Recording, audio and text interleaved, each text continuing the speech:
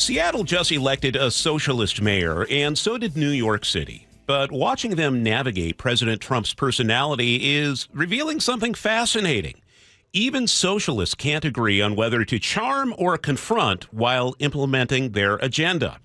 On Friday, New York's mayor-elect Zohran Mamdani sat in the Oval Office laughing with President Trump, finding common ground on housing costs, even posing for photos by FDR's portrait.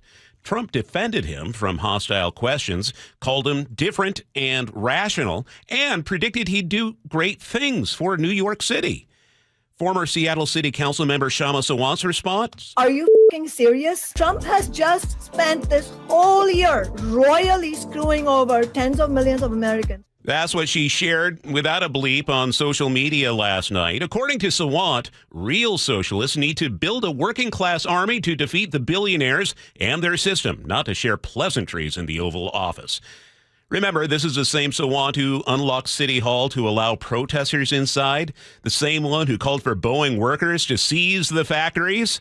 Now she's running for Congress against Adam Smith, promising to turn her inauguration into a 10,000-person protest rally.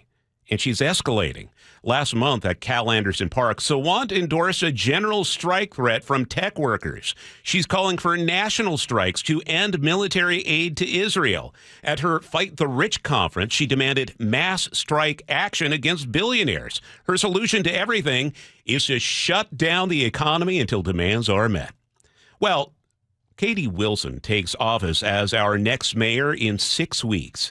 Forget the tax debate for a moment. Her real challenge is choosing a lane.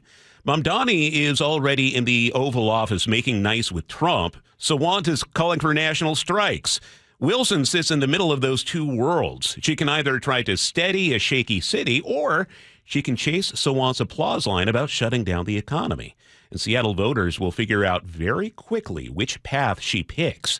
I've asked Wilson's team directly, if Trump invited her to the White House like he did with Mamdani, would she go?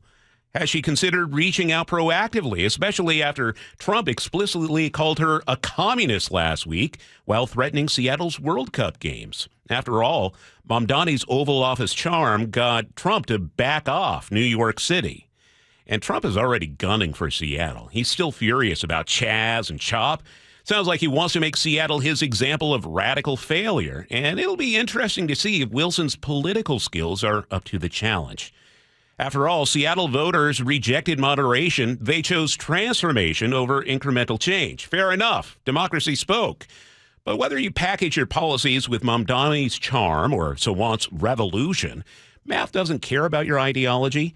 Businesses still calculate costs and benefits, and increasingly they're calculating that Bellevue looks pretty good.